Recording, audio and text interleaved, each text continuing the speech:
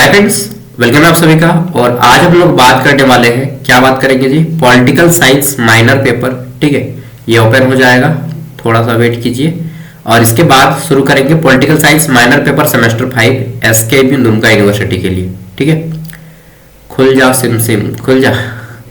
कितना टाइम लगेगा यार, खुल गया। तो देखिए, मुझे ना एक्चुअल में टाइम नहीं मिल पा रहा है क्योंकि अभी 4 यूनिवर्सिटी का एग्जाम एक साथ आ गया है। एसकेबीयू का, ठीक, सेमेस्टर 1 का चल रहा है, सेमेस्टर 5 का चल रहा है। इसके अलावा नीलांबर पीताम्बर यूनिवर्सिटी में भी सेमेस्टर 1 का चल रहा है, 2 का चल रहा है और 3 का चल रहा है और 4 का भी चल रहा है। इसके अलावा कोल्हार यूनिवर्सिटी में सेमेस्टर 3 का चल रहा है। तो मैं एक्चुअल में ना थोड़ा सा ना, मतलब होता है ना, एक साथ कई सारा एग्जाम आने से इधर करो इधर करो इधर करो, हड़बड़ी हो जाता है। ठीक है, चलिए तो क्वेश्चन आंसर करते हैं। मैं पहले दिखा देता हूं आपको इसमें पढ़ना क्या है। और जो लोग ऐप इंस्टॉल किए वहां पे ऐप पे सारा पीडीएफ ऑलरेडी अपलोड है, वहां से पढ़ सकते हैं। बाकी यहाँ पे देख लीजिए, ठीक है। और जो लोग एकदम बिल्कुल ऐप इंस्टॉल ही नहीं किए और करना भी नहीं चाहते, वो पूरा वीडियो देखिए, ठीक है। और जो इंस्टॉल किए वो भी पूरा वीडियो देखिए, क्योंकि वीडियो में आपको बहुत कुछ चीजें समझ में आती है। सेमेस्टर 5 पॉलिटिकल साइंस माइनर, ठीक है। कहाँ पे माइनर, ये देखिए MN1C सेमेस्टर 5 पॉलिटिकल साइंस। इसमें पढ़ना क्या है, तो पॉलिटिकल आइडियोलॉजी। आइडियोलॉजी मतलब होता है विचारधारा, ठीक है, राजनीतिक विचारधारा पढ़ना है इसमें। तो पहला है आपका नेशनलिज्म यानी कि राष्ट्रवाद के ऊपर, दूसरा है आपका लिबरलिज्म यानी कि उदारवाद के ऊपर, तीसरा है आपका न्यू लिबरलिज्म यानी कि नव उदारवाद के ऊपर, ठीक है। चौथा है आपका मार्क्सिस्ट और पांचवा है आपका फेमिनिज्म, छठा है आपका पोस्ट मॉडर्निज्म। तो यही आपको पढ़ना है, ठीक है, सेमेस्टर 5। और ये वाला टॉपिक मालूम है आपको, अब जो आया न्यू एजुकेशन पॉलिसी 2020, ये 25 से 29 सेशन वाला, उनका सेमेस्टर 1 का है, ऑनर्स वालों में सेमेस्टर 1 में पढ़ना है और आप लोग का सेमेस्टर 5 में पढ़ाया जा रहा है यही चीज, ठीक है। मुझे लग रहा है भाई पढ़ा पढ़ा लग रहा है यार, 1-2 दिन पहले ही मैंने इसका वीडियो बनाया है।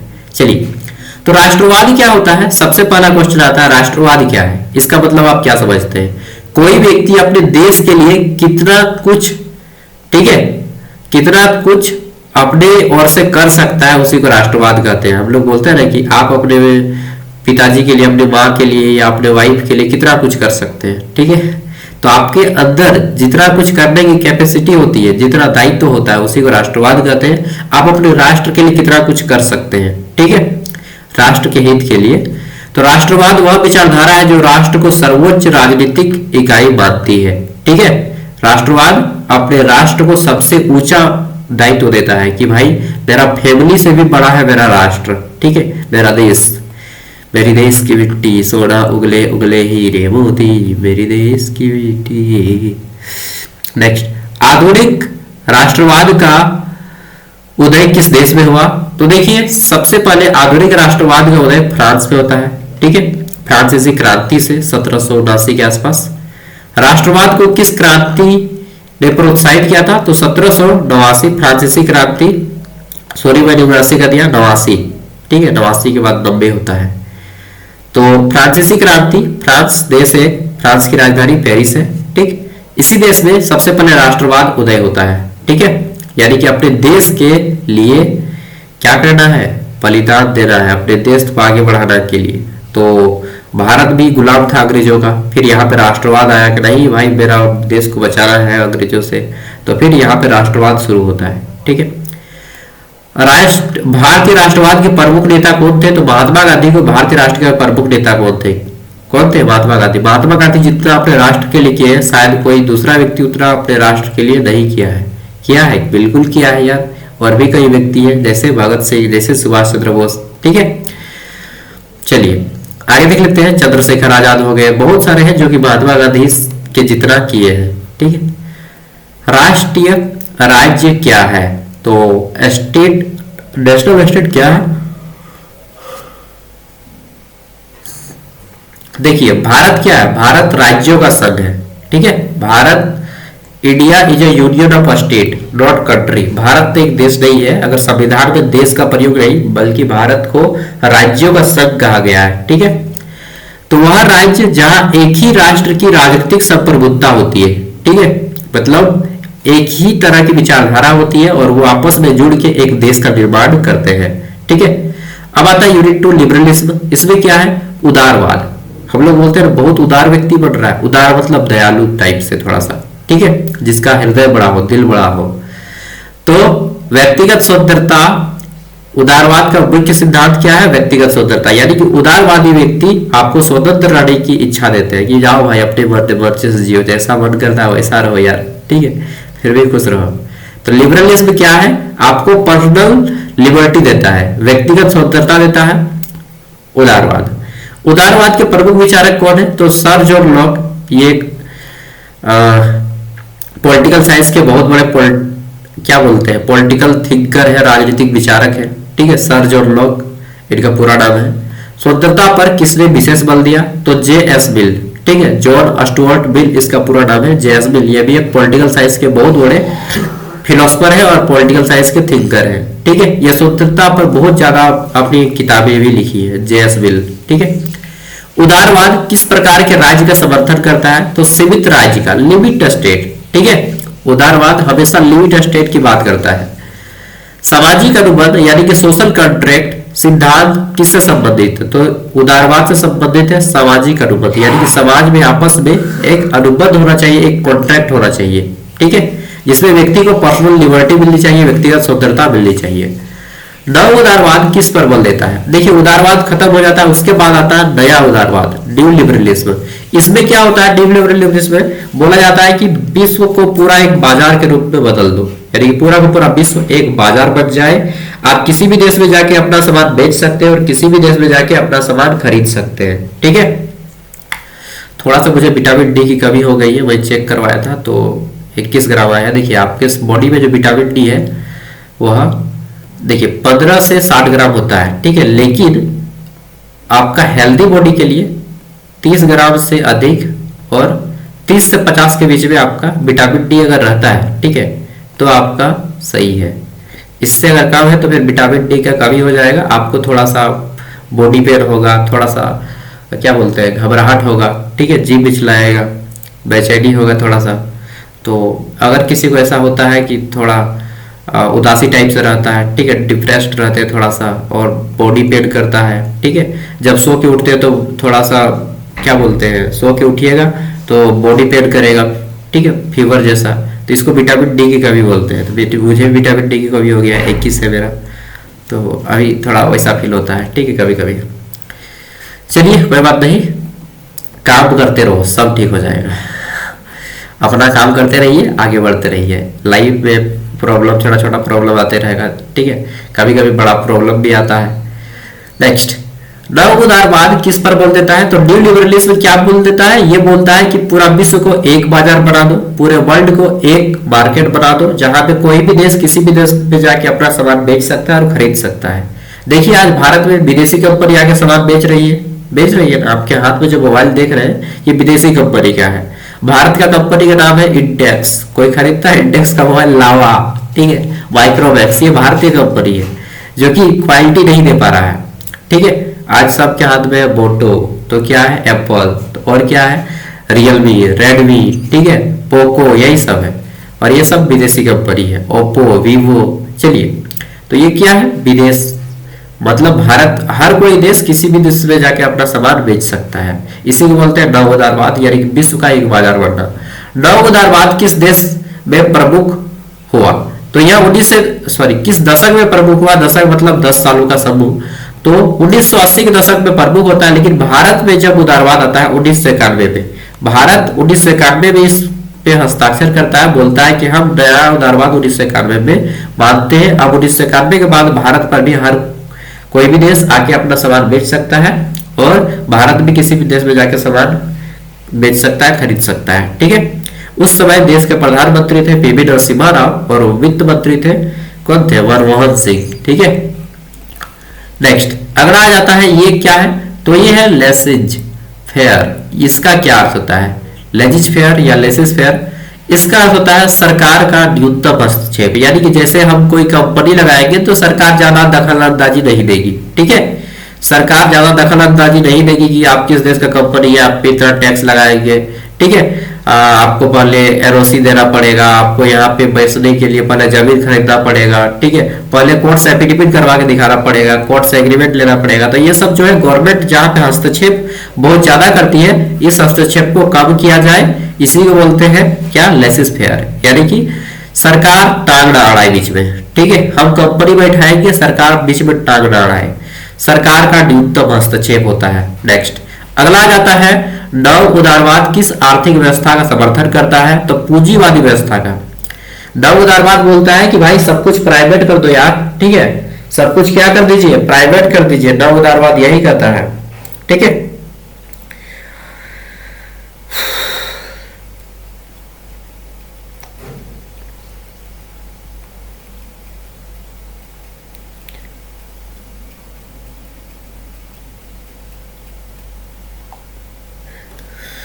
चलिए, तो नव उदारवाद किस व्यवस्था का समर्थन करता है, पूंजीवाद। देखिए विश्व में 3 प्रकार की व्यवस्था है, क्या, या किसी भी देश की जो आर्थिक व्यवस्था होती है वो 3 प्रकार की होती है, एक पूंजीवादी, एक होता है साम्यवादी, क्या होता है, साम्यवादी, साम्यवादी, ठीक, और एक होता है विस्तृत अर्थव्यवस्था। पूंजीवादी अर्थव्यवस्था, साम्यवादी अर्थव्यवस्था, और एक होता है विस्तृत अर्थव्यवस्था। ये क्या है भैया, थोड़ा सा बताइए। विस्तृत अर्थव्यवस्था, विस्तृत नाम से ही सुनने से लगता है कि मिक्स्ड इकोनॉमी, ठीक है।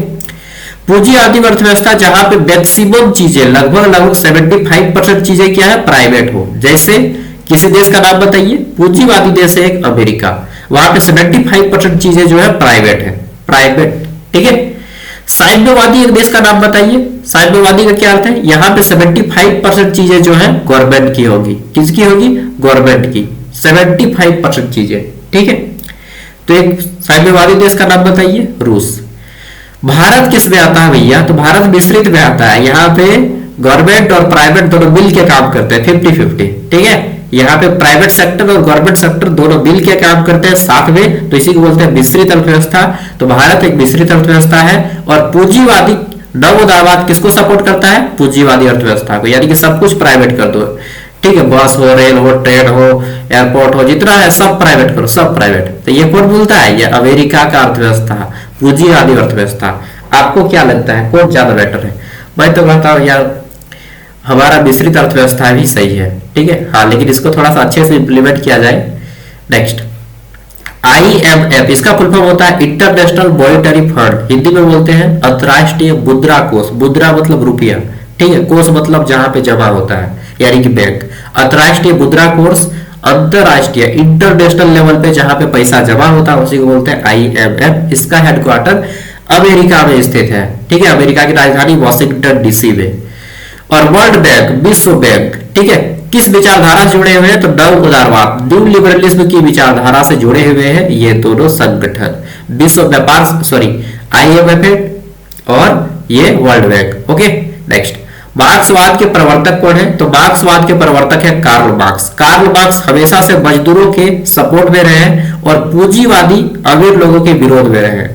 कार्ल मार्क्स बोलते हैं कि अमीर लोग अक्सर गरीब लोगों का खून चूसता है, ठीक है, अमीर लोग मौज करता है और गरीब लोग क्या करता है, जिंदगी को काटता है। बिल्कुल सही बात है यार, गरीब केवल जिंदगी को काट रहा है, अमीर जिंदगी को जी रहा है। चलिए ऐसा कुछ नहीं है, यह विचारधारा पे डिपेंड करता है, ठीक है। तो कार्ल मार्क्स एक वर्ड बोले थे, विश्व के सभी मजदूर एक हो जाओ। दास कैपिटल किसने लिखी है, तो कार्ल मार्क्स एक पुस्तक लिखी है जिसका नाम है दास कैपिटल, ठीक है। कार्ल मार्क्स रूस के थे। वर्ग संघर्ष, क्लास स्ट्रगल, जिसमें पूंजीवादी और गरीब लोगों के बीच में आपस में क्या होता है, स्ट्रगल होता है, संघर्ष होता है, झगड़ा होता है, इसी को कार्ल मार्क्स बोलते हैं, ठीक है, वर्ग संघर्ष का सिद्धांत। नेक्स्ट अगला आता है सर्वहारा वर्ग, ठीक है, श्रमिक वर्ग को सर्वहारा वर्ग यानी कि सभी ओर से हारा हुआ वर्ग इसको बोला जा रहा है, ठीक है।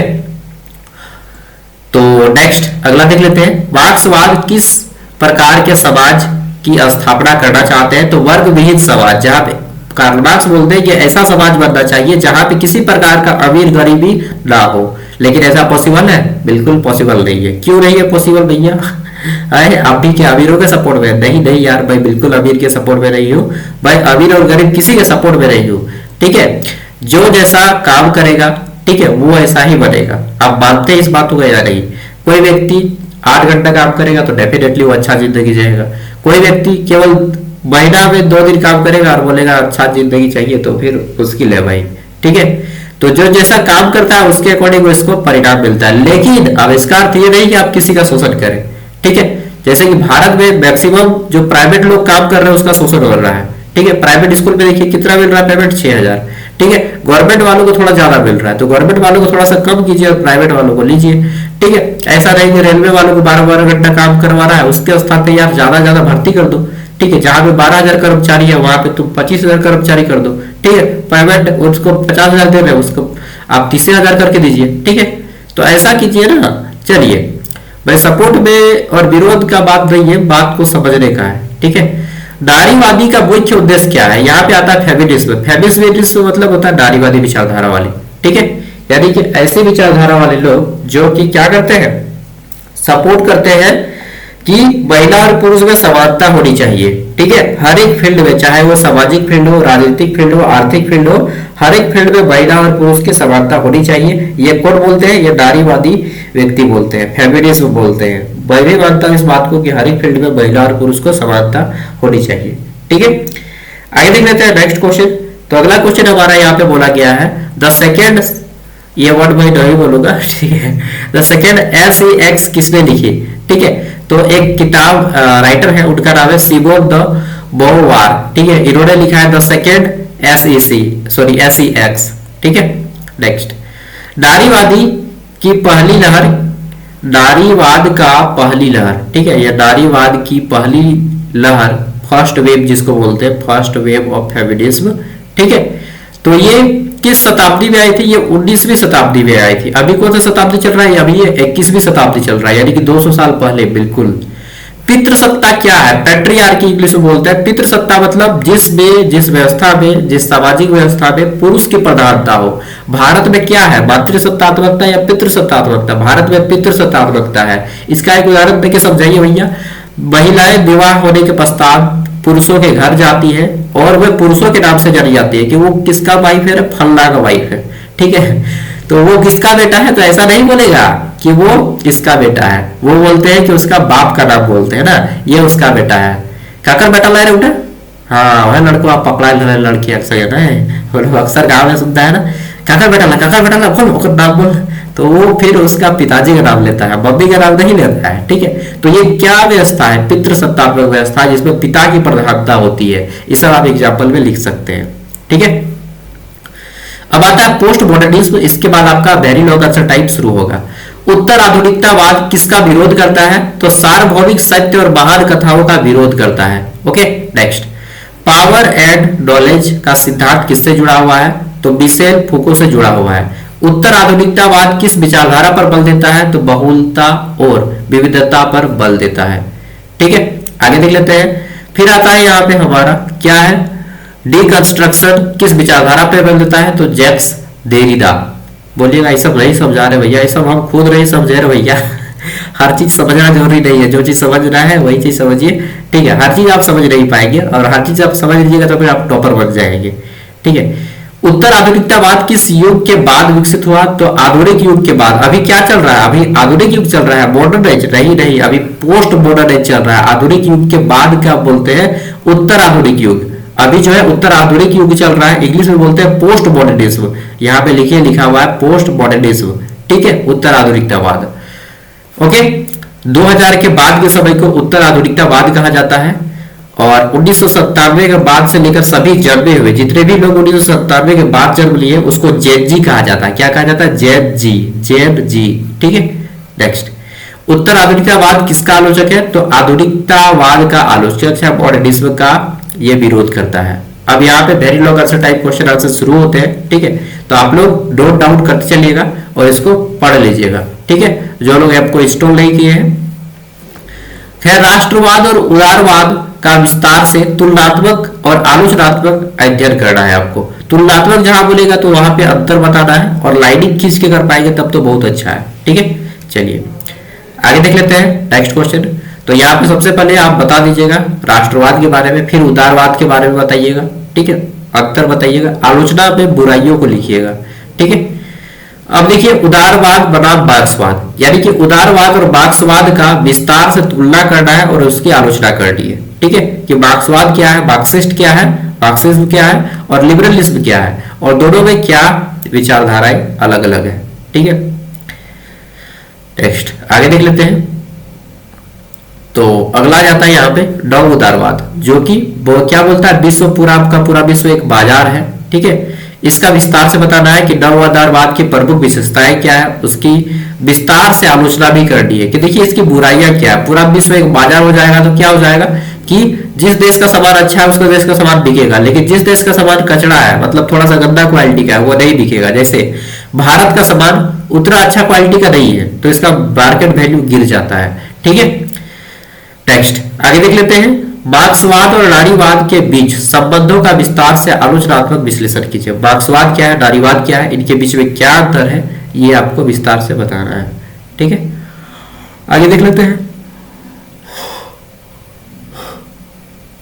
सॉरी दोस्तों, उत्तर आधुनिकतावाद की प्रमुख विशेषताओं को बताइए और उसकी विस्तृत आलोचनात्मक करना है। देखिए आलोचना मतलब होता है बुराइयों को निकालना। ठीक है, अगर आप किसी लड़की को देखने जाते हैं, चाहे लड़का देखने जाते हैं, तो बोलते हैं नहीं नहीं उसका हाइट छोटा है, नहीं नहीं उम्र बड़ा है, पेड़ निकला हुआ है, लड़की को बोलते हैं नहीं नहीं उसका देख रहे काली है, थोड़ा सांवली है। ठीक है, तो भारत का आदमी ना बुराइयां बहुत करता है और आपको यहाँ पे बुराई निकालना है। ठीक है, बुराई निकालिए यार, इस सब विचारों में क्या ना कुछ तो बुराई जरूर हो गया। ठीक है, अच्छाई भी होता है तो बुराई भी होता है। बहुत कम ऐसे चीज होते हैं जो इसमें केवल अच्छाइयाँ होती है, बुराइयां बहुत कम होती है। ठीक है, जैसे कि योग हो गया, योगासन, उसकी बुराइयां बहुत कम है, अच्छाइयाँ ज्यादा है। ठीक है, योग वगैरह किया कीजिए आप लोग भी डेली डेली। उदारवाद उत्पत्ति और उसके प्रमुख सिद्धांत, प्रमुख विचारक तथा आधुनिक राजनीति में उसके महत्व का विस्तार से आलोचनात्मक विश्लेषण करना है। ठीक है, उदारवाद की उत्पत्ति कैसे हुई, प्रमुख सिद्धांत कौन कौन से हैं और इसके विचारक का नाम लिखना है। ठीक है, चलिए आगे देख लेते हैं। और जो लोग ऐप इंस्टॉल नहीं किए, वीडियो को डिस्क्रिप्शन में लिंक है, ऐप को इंस्टॉल कर लीजिएगा। 60 रुपया में सभी नोट्स मिलेंगे 4 साल तक फ्री का। ठीक है, सब नोट्स 60 रुपया फ्री हो जाएगा। उदारवाद और नव उदारवाद की उत्पत्ति कैसे होता है, प्रमुख सिद्धांत, विचारक और दोनों के बीच में क्या अंतर होता है, ये चीज आपको बता रहे हैं। ठीक है, देखिए मैं ज्यादा क्लास अभी विस्तार से नहीं ले पाऊंगा क्योंकि अभी ना एग्जाम एक साथ कई सारा एग्जाम आ गया है। बस मैं क्वेश्चन दिखाने की दृष्टिकोण से इस वीडियो को बना रहा हूँ। ठीक है, बाकी आपको खुद से पढ़ना पड़ेगा। इसके बाद तो आप ग्रेजुएट का लाएंगे, सेमेस्टर 6 का स्टूडेंट लास्ट में आ जाएंगे। चलिए, मार्क्सवाद की उत्पत्ति कैसे होती है, दार्शनिक आधार पे कार्ल मार्क्स के बारे में बता रहा है थोड़ा सा और उसके मूल सिद्धांत के बारे में बता रहा है। ठीक है, मार्क्सवाद, कार्ल मार्क्स इसके प्रवर्तक है और भारत में एक एरिया है नक्सलाइड। ठीक है, हम लोग बोलते हैं आतंकवाद, नक्सलवाद, तो इसके भी जनक एक तरह से कार्ल मार्क्स ही कहे जाते हैं। ठीक है, लाल सलाम बोलते हैं इसको। मार्क्सवाद में वर्ग संघर्ष और राज्य की अवधारणा का विश्लेषण करना है, उसकी प्रमुख आलोचना के बारे में भी बताना है। ओके, आगे देख लेते हैं। तो ये हो गया। फिर आ जाता है हमारा यहाँ पे क्या, तो नारीवाद की उत्पत्ति, उसके प्रमुख चरण, मुख्य सिद्धांत और आधुनिक राजनीति में उसके महत्व का विश्लेषण कीजिए। ठीक है, तेरे बिना जिंदगी से सिकवा तो नहीं, सिकवा नहीं। आप लोग भी बीच बीच में गाना गाते रहे पढ़ते टाइम, तो मैं भी गा सकता हूँ ना, मैं आदमी नहीं हूँ क्या यार। चलिए, तो हैरत की बात क्या। नेक्स्ट, उत्तर आधुनिकतावाद की उत्पत्ति कैसे होती है, इसका मुख्य विचारक कौन कौन से, राजनीतिक सिद्धांत कौन कौन से। देखिए एक ही क्वेश्चन को बार बार एक ही टाइप से फ्रेम किया गया है, तो अगर आप एक क्वेश्चन को कर लेते हैं तो बाकी सभी क्वेश्चन को करने का आपको मिल जाता है आइडिया कि किस तरह से आपको करना है। ठीक है, यहाँ से आपका कंप्लीट होता है। वीडियो को ऐड करते हैं। Thank you for watching this video. अगर आपको लेना है तो 60 रुपया ले लीजिए, बहुत सस्ता है यार। 4 साल तक आप पढ़ लीजिएगा, उसके बाद आपके घर में कोई पढ़ेगा ग्रेजुएशन का, उसको दे दीजिएगा पास। ठीक है, बाय, जोहार।